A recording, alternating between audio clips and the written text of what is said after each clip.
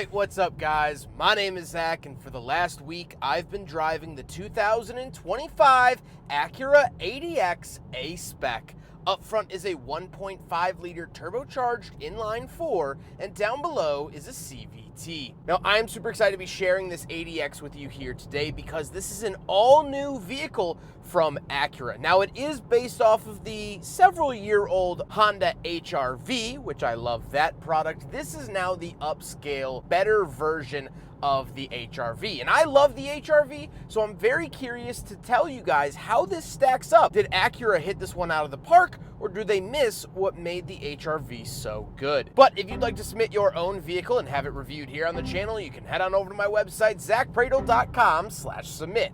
It's a quick and easy submission form. It takes under a minute to fill out, and I come out to you. And if you'd like to see all my videos weeks or sometimes months in advance, you can head on over to my Patreon for only $5 a month. But let's get back to that 1.5 liter turbo under the hood. Makes about 190 horsepower, and it's nothing special. It's quick and it sounds okay, I guess. This with the transmission that we'll talk about in a second, they are the weakest points of the ADX by far. However, I couldn't really expect Acura to put any other engine into the ADX. They're not going to put the 2 liter turbo from the Civic Type R into it. That would be insane. They're not going to put the 2 liter NA from the Honda HR-V because they want this to be more premium and make more power than the HR-V. So they're not going to just copy the base engine, and they're not going to develop a new engine. So the 1.5 turbo found in the Civics, CR-V, and of course this ADX, that's going to have to do the work. Like I said, paired to it is that CVT. This is by far the worst part of the car. It's droney on the highway and under acceleration. It's not very confident. I don't love CVTs in general. It does the job. Like, it's not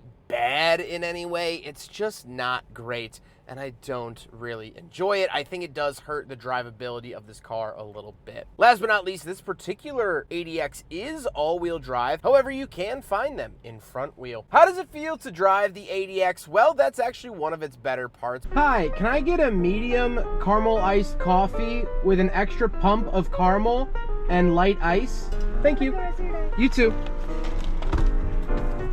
Besides the engine, the actual chassis dynamics, I like the ride. It has a little bit of a sporty ride, handles well. It's relatively fun. Just if you floor it for an extended amount of time, you're gonna hear the same RPM for a very, very long time. Similar to a and well, anyone with ears doesn't really love that. Visibility's okay for a modern compact SUV. I can't really ask any more out of it, so there you go. With that stuff out of the way, let's talk about the interior. Well, in front of me, I have a nearly completely digital gauge cluster. We do get a physical fuel gauge and temp gauge, but everything else is digital. I like it. It's easy to see and read. I think Honda in general does a very good job with these, so nothing new here for the ADX. On the steering wheel, on the left, we do have our skip track as well as volume and voice commands, and off to the right, we have our adaptive cruise. Used this for several hundred miles and really enjoyed it. Has a solid cruise control system, which is great. Off to the left, we do have a climate control vent. This is the first part of the interior. You'll notice the red leather. Love this accent. And down below, we have our tailgate and traction control off. Moving on to the door, we do get 2 levels of memory seats. Our Bang & Olufsen speaker. This has been a pretty nice sound system, especially in this segment of car. Then we have our power mirrors, power locks, and power windows. Moving into the center, we do get a pretty conservatively sized infotainment. It is touchscreen, has wireless Apple CarPlay and Android Auto, but it doesn't dominate the interior. It doesn't beg for your attention. It is solid and it works, and you'll find this also in the Civic and other vehicles of that nature. But with screens getting bigger and bigger in all the new cars, this is really nice to see. We do get a backup camera and a 360 camera, which works well. I've enjoyed it for the last week. Down below, we get our hazard switch with climate control vents, and then our climate controls, as you'll notice, physical climate controls.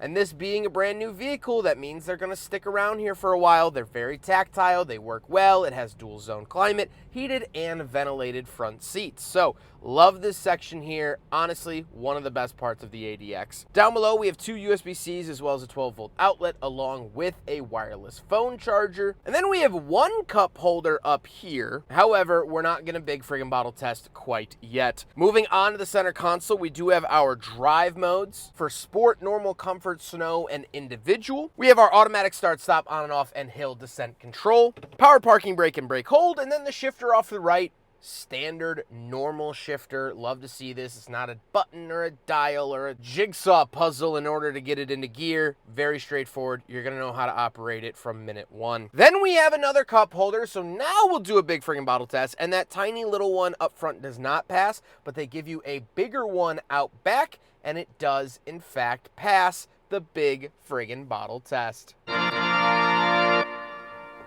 Then we get our center console and the seats. The seats are heated, ventilated, power, and memory. Anything you would expect out of a luxury brand product, you get here. They are red. A lot of the interior is red, and I like that. I think this interior is laid out really, really well. It's not minimalist, which I enjoy, and yet it still looks fantastic. Big, big fan of the interior of the ADX. However, speaking of seats, we do have back seats, so let's go do a back seat review. All right, so we're in the back of the 2025 Acura ADX A-Spec, and a couple of things to note. First of all, I fit, and I fit well.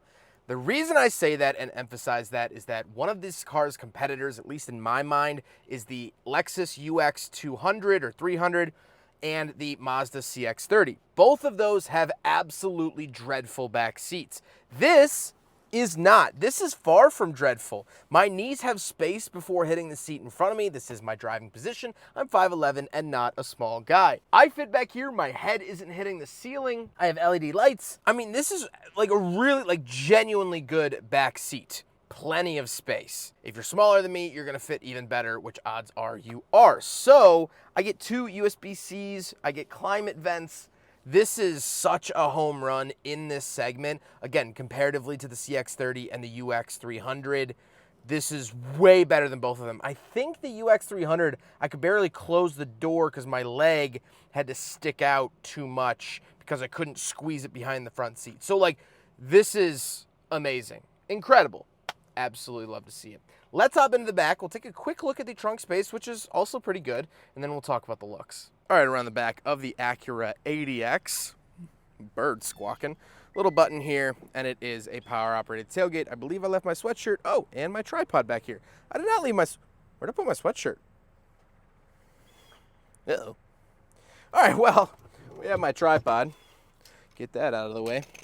Here we are in the back. Nothing too crazy. We do have a 12-volt outlet. Love to see that, and not always a given, especially in this segment. We can pull this up. We have some storage down below and whatnot. And a spare tire. Again, not always found in vehicles in this segment. Now, we can lower the second row of seats by coming around here. Push right here, and they do fold forward. You're gonna have to move that seat up a little bit, but they do fold down. So that is the rear cargo space of the ADX, which I have to say is pretty gosh darn good, again, for this size and segment of vehicle. We do have our power operated tailgate up here, hold to set height. So if you have a really low garage, you can set it here and then press and hold this button, and it will only open to this level. So very, very cool. And then I believe this is if you walk away, it'll close. Oh yeah. Okay, so then it'll wait for you to walk away, maybe if you have your hands full, before closing.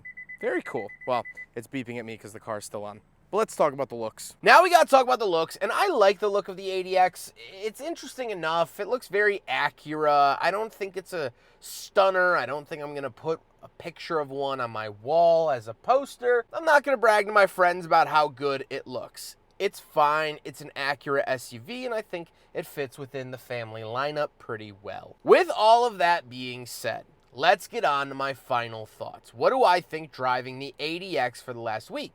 Well, I was very excited to do this review because this is a new vehicle, and I'm always excited to drive new product. Besides the engine and transmission, which honestly just the transmission is the biggest bugger to me, I really adore the ADX, and I think it accomplishes its goal very well. Now, there's two schools of thought when looking at the ADX, and probably what a lot of the commenters are going to say is that that is way too expensive. $44,000 is obscenely expensive for this classification of car. But let me defend the ADX for a second.